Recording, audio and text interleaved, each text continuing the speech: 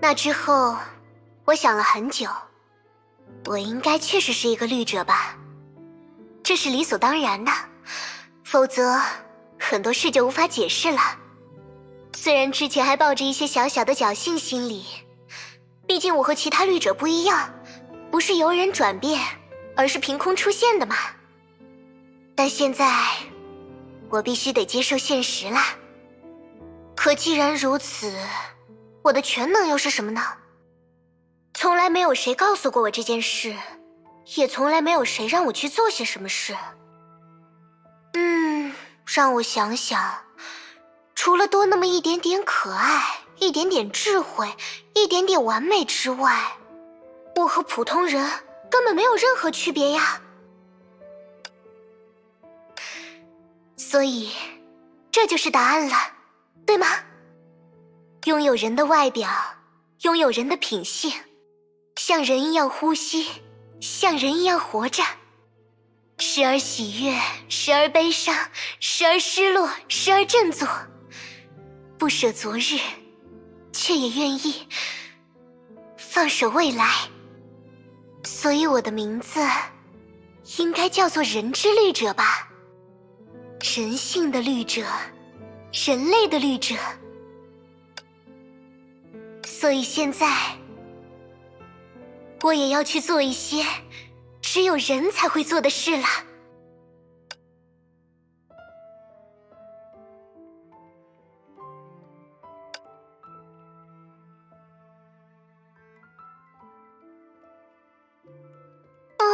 总觉得还是不太满意呢，是不是两边隐隐的深浅不一样啊？腮红的位置好像有点不对称呢。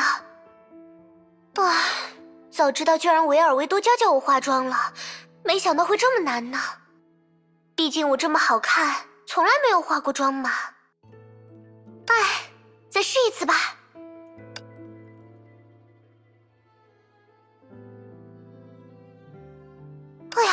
唇线好像有点歪。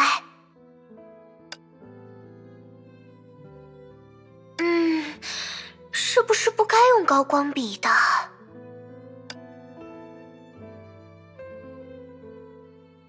眼线晕开了。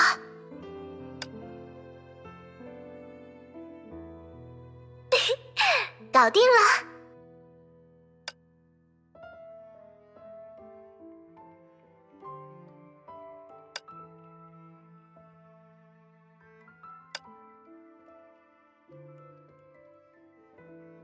毕竟我撒了一个很大的谎嘛，水晶花只要破碎一次，就再也无法复原了。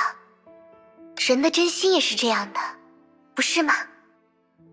人心的美丽就是如此闪耀却易碎的事物呀。但正因为易碎，所以才要用心去保护，对不对？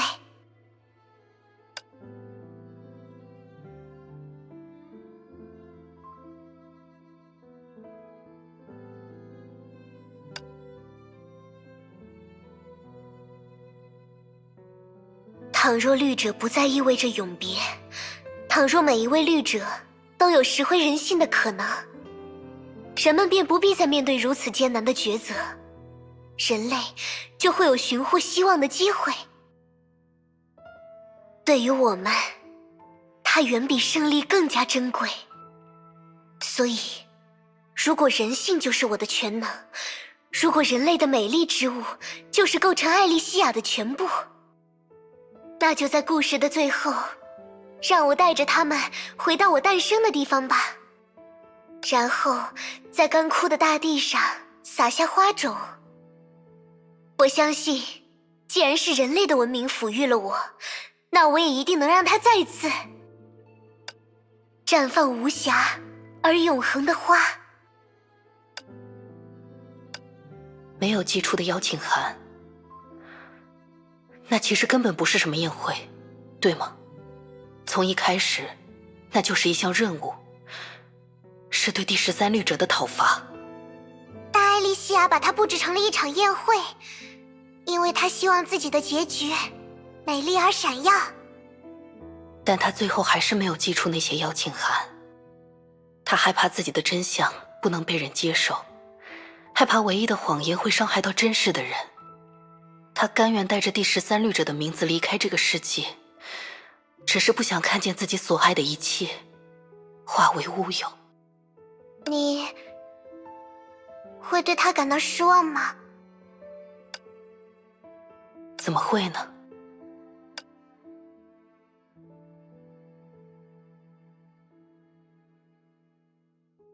就算他是一个律者，那又如何？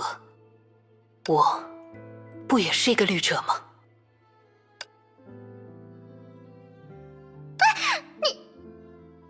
你在做什么？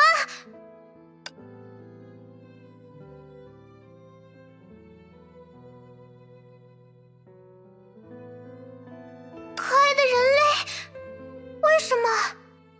根本就不存在什么第13律者，对吧？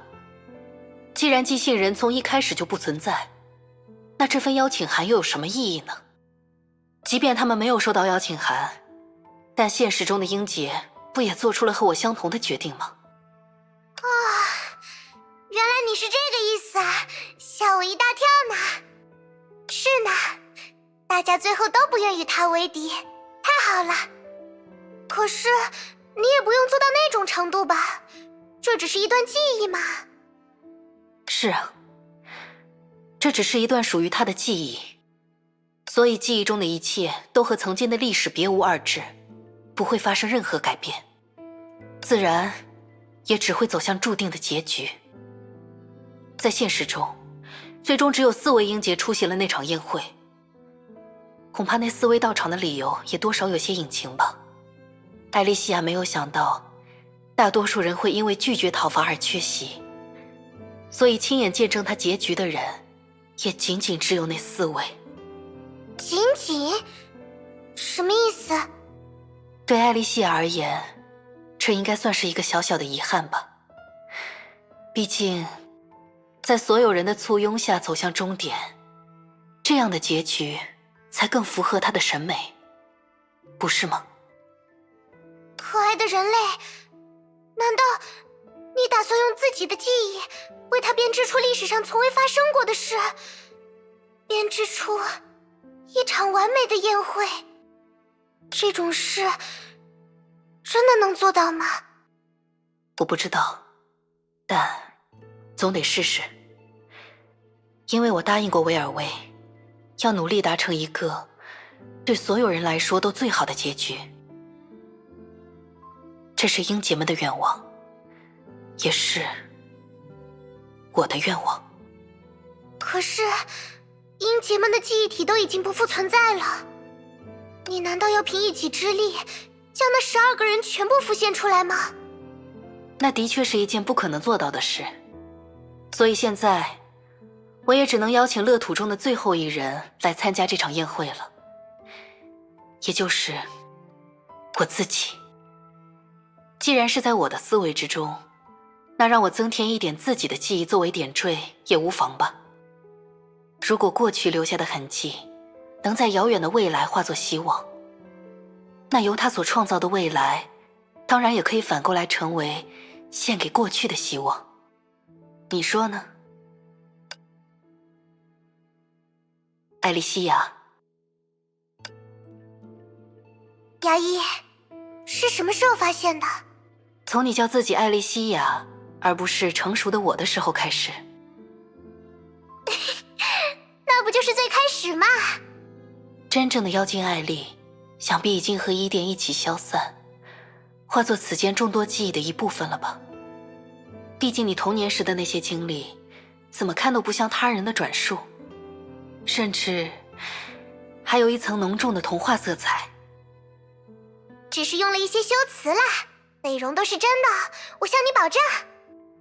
当然，我不会再怀疑你。我所看到的就是你的真我。这一路上你说的那些话也都是新生的吐露吧，就像那12封未能寄出的邀请函一样，你也在害怕我不愿接受你的真相。尽管很害怕，却还是将自己的过去毫无保留地向我展示。像这样借用妖精艾丽的样子，忐忑不安地跟在我身边，观察我的反应。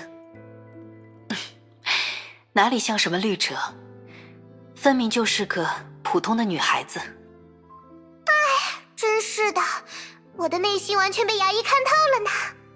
不过，我也只是艾莉西亚的一小部分了，被你最先唤醒的一隅。所以现在，我终于可以放心消失，变成牙医的一部分了。在这里做个短暂的道别，然后就去唤醒全部的艾莉西亚吧，好吗，牙医？我会的。谢谢你对我敞开心扉，也谢谢你陪我走到这里。明明该道谢的是我呀，谢谢你愿意理解我的一切，牙医。不过要道别的话，不是还有更合适的话语吗？比如和唤醒词相对的妖精管理员的关闭词。牙医这么聪明，一定能猜到吧？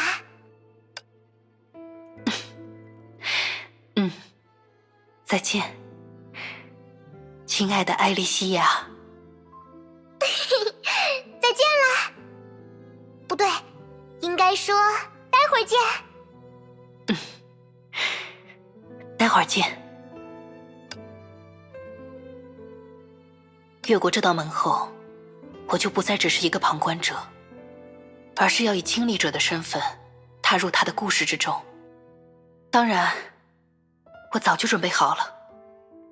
来吧，艾莉西亚，向我展现那场宴会的一切，还有你的全部。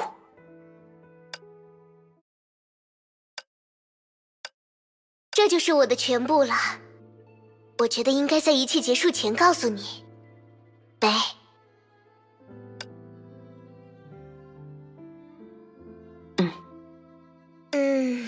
老实说，对于接下来的事，我自己也没有十足的把握呢。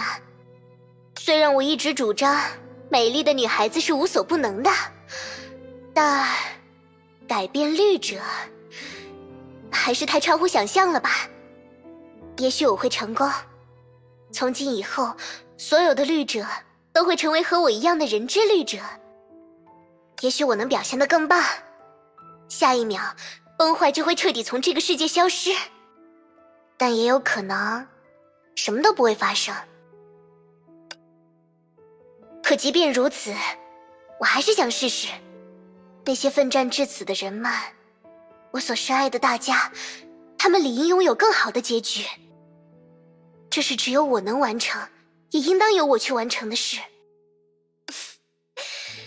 也许我的诞生就是为了这一刻，说不定呢。如果连你也需要猜测，那我们对崩坏还真是一无所知。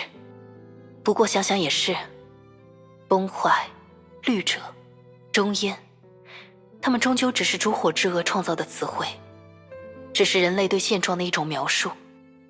但描述终归只是猜测，而非事物的本质。别这么说呀，至少我帮你确定了，所谓神的意志只是人们的想象，统领绿者的神并不存在，至少在我身上，那些信徒口中的意识从未出现。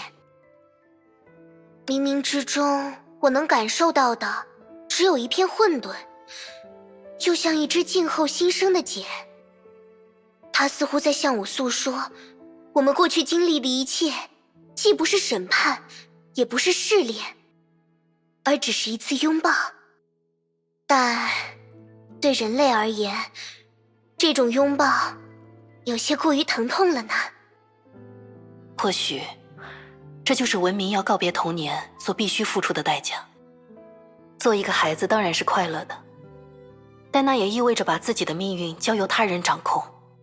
我们终究不会被这颗星球所困，破茧羽化，飞向浩瀚的星宇，那才是烛火之蛾的使命，属于人类和地球文明的未来。羽化，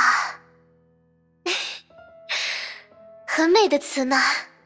既然如此，像我这样的绿者，应该也可以被称作羽化吧？确实是很恰当的定义。希望未来的人们有能用到它的一天。一定会的。艾莉西亚，谢谢你告诉我这些，无法亲眼见证你的绽放，我很遗憾。别在意，毕竟你的身体情况早已不是什么秘密了。让一个带病的普通人参与第13律者的讨伐作战，未免有些太奇怪了吧？信任，如今的世界太需要它了。人们需要能够坚信的事物，需要一个合理的说法。所以，就让最初的律者，始源之律者，成为一篇美好的童话吧。不用那么沉重了，我可是故事的女主角，去拯救一次我所爱的世界，不是理所当然的吗？你看，即便是末日将至的现在，也依然有人心怀对明天的期待。文明在黑暗中摇摇欲坠的时候，仍然有光芒不断从中诞生。我喜欢的就是这样的人类，这样的世界，正是他们诞下了名为人之律者的奇迹。我们的确在点滴之间创造出了从未有过的故事呀。我相信未来的人们也一定能做到，对不对？当然。所以可以答应我吗，梅？就算圣痕是一定会成功的计划，也无论如何都不要放弃火种，好吗？毕竟最不敢想象的计划才拥有最伟大的可能性，对吧？我答应你，无论是倾覆所有，将一切重新定义的圣痕计划，还是顺势而为，悄然改变命运的火种计划，他们真正的力量是共通的，都会继我们之后创造出前所未有的道路。而正巧，一个是最差的计划，一个是最好的计划，是很有趣的事实呢。是啊，就像人类自己，不是吗？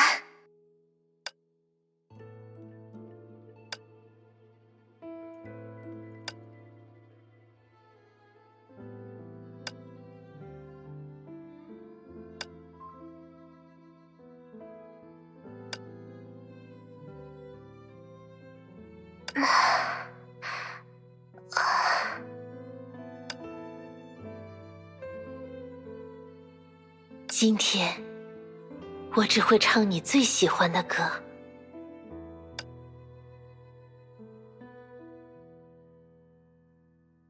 是你改变了命运。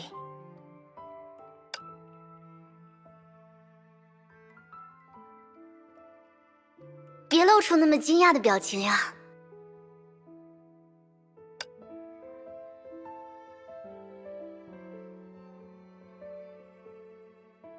因为我们从来都相信你。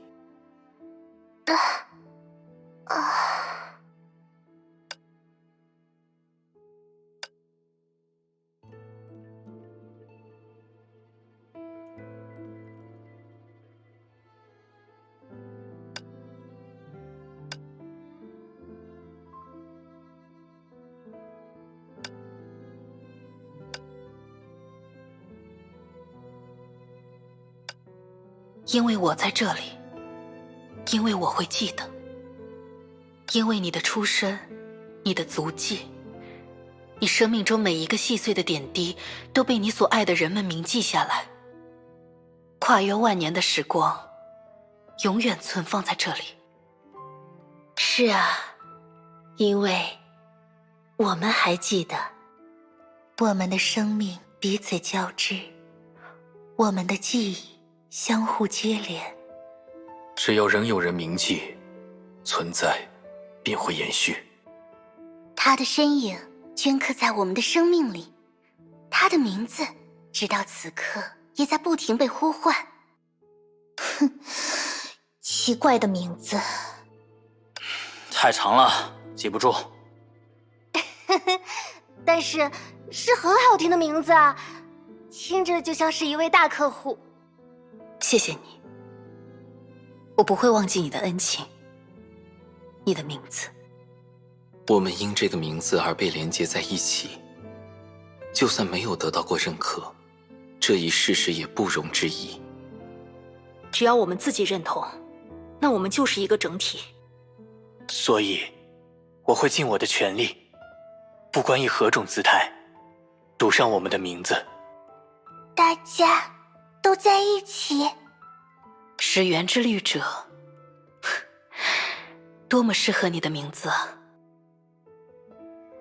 既是昨日的始源，也是明天的始源。你真的创造出来了，不是吗？以你为名的乐园，艾莉西亚的乐园。你看，它就在这里，一片永恒无瑕的乐土，一个属于人的时代。